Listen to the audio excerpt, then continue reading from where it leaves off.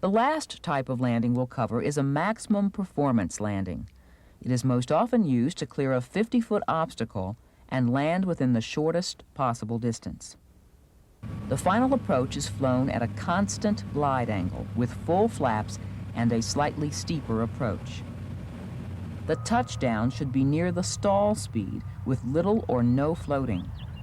Elevator back pressure improves braking action by putting more weight on the main wheels.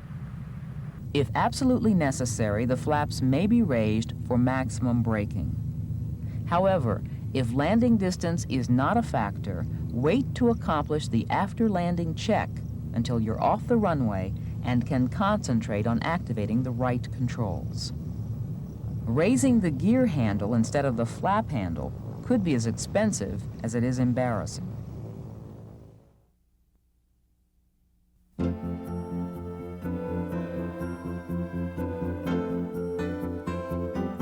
To gain the most from a multi-engine airplane, you must have a good understanding of its unique aerodynamics.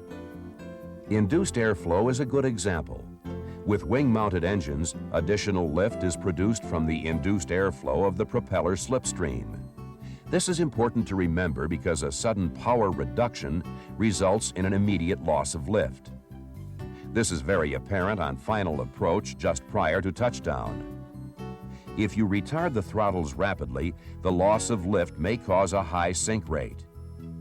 Induced airflow is one reason you should carry some power throughout the approach and smoothly reduce it during the flare and touchdown.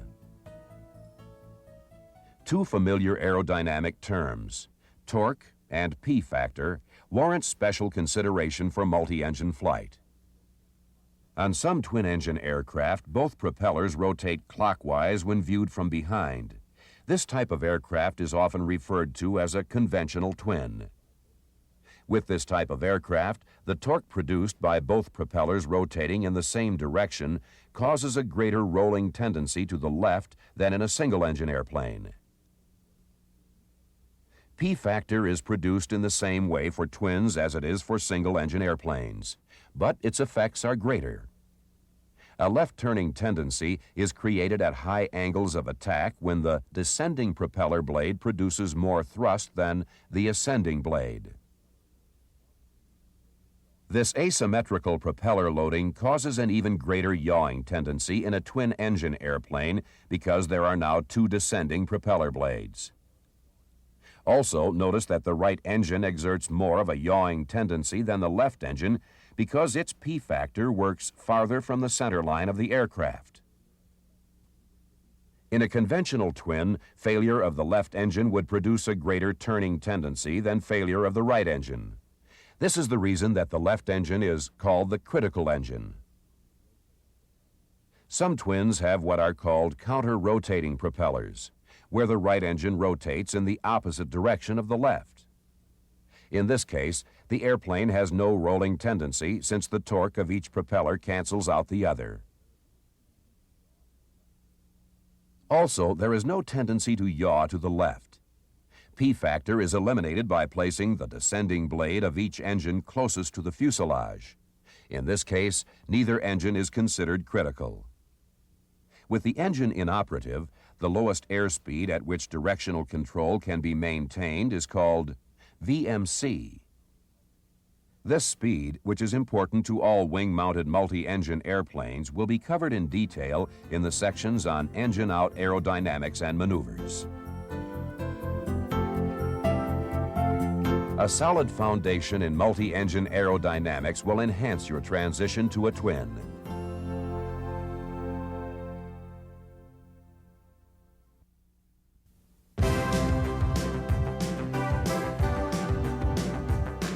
To add a multi-engine rating to your certificate, you must be able to perform several maneuvers, including steep turns, slow flight, and stalls. These are designed to help the examiner judge your ability to safely control the airplane. Before any maneuver, always check the area using clearing turns.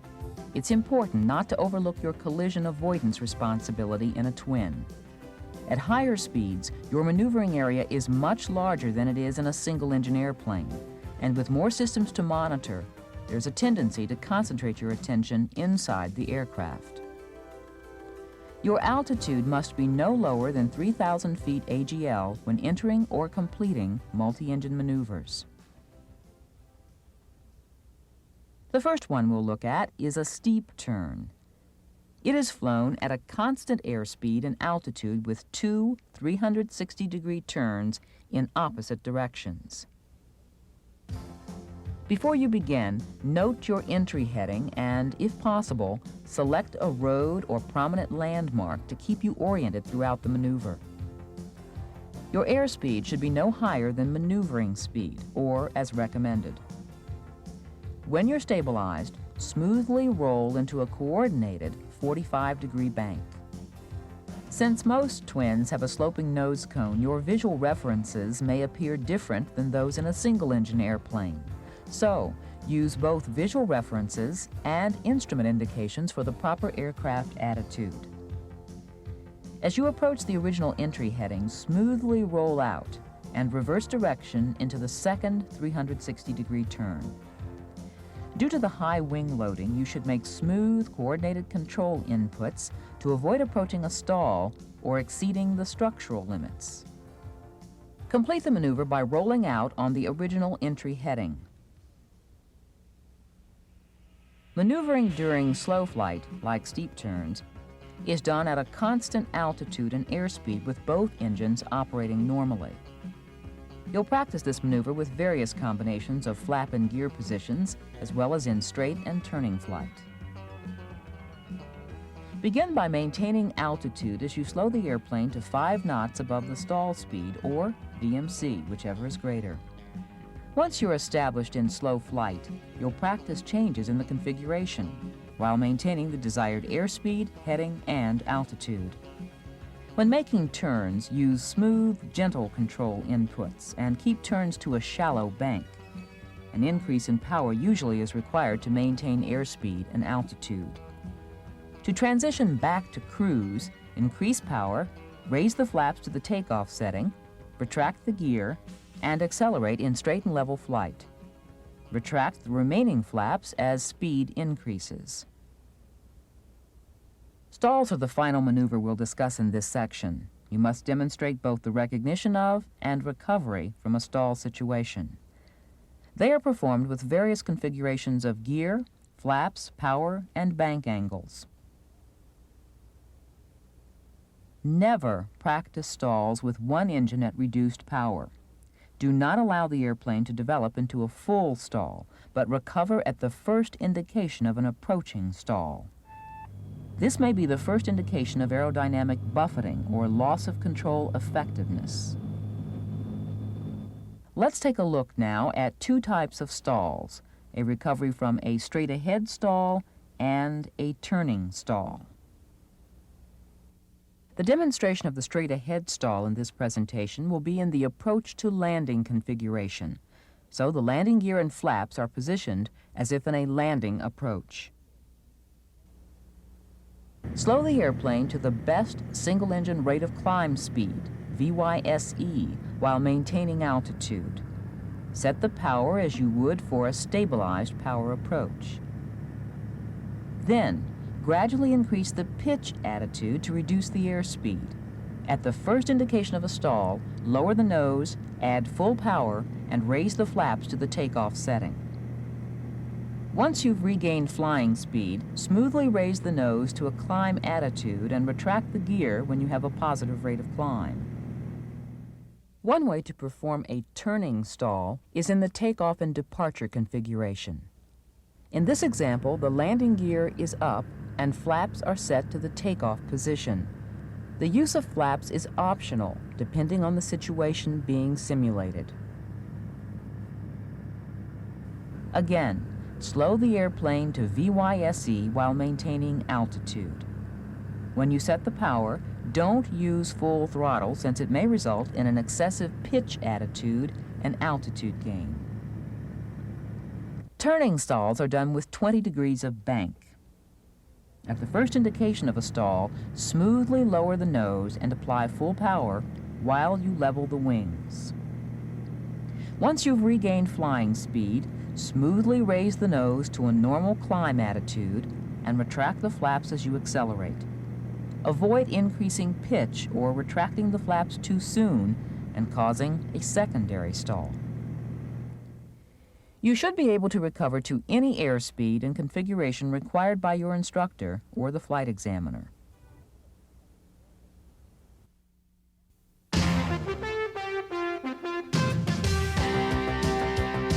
An engine failure is a critical situation in any aircraft.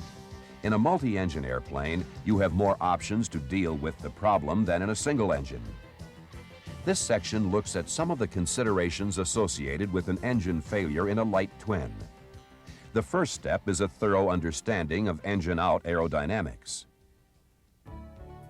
We'll begin with the most serious engine-out situation, loss of the critical engine in a conventional twin. You'll remember that in a twin-engine airplane with both propellers rotating clockwise, the loss of the left, or the critical engine, causes the most significant directional control problems. Changes in lift, thrust, and drag are the forces that produce these problems. For example, the lack of induced airflow over the left wing produces an imbalance in lift. This asymmetrical lift causes a rolling tendency toward the inoperative engine. The torque of the good engine's propeller adds to this rolling tendency. The asymmetrical effects of thrust, aggravated by P factor, produce a yaw toward the inoperative engine. This yaw also causes a further loss of lift since the flight path is no longer parallel to the longitudinal axis. And part of the airflow over the left wing is blanked out by the fuselage. As you deflect the control surfaces to overcome the roll and yaw, total drag on the airplane increases. Aileron drag acts asymmetrically because the down aileron produces more induced drag than the up aileron. The rudder deflection needed to overcome yaw adds to the total drag. Also, the windmilling propeller produces a great deal of asymmetric drag. Although an engine failure cuts available horsepower in half, the combined effects of asymmetrical lift, thrust, and drag cause as much as an 80% loss of performance.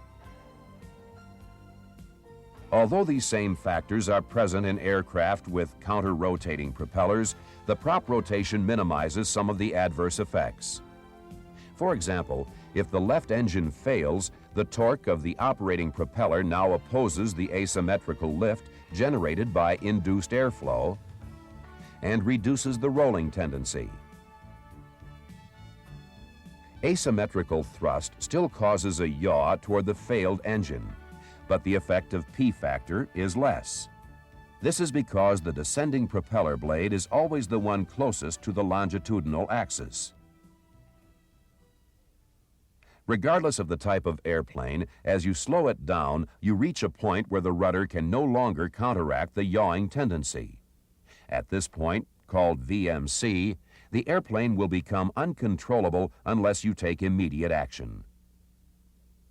Each multi-engine airplane has a VMC that's established under a specific set of conditions.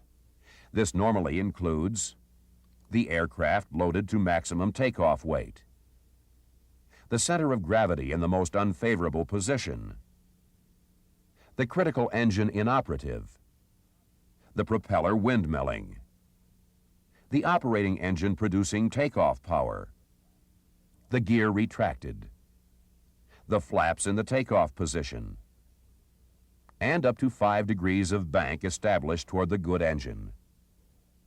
VMC relates only to directional control and has nothing to do with an airplane's ability to climb or even maintain altitude.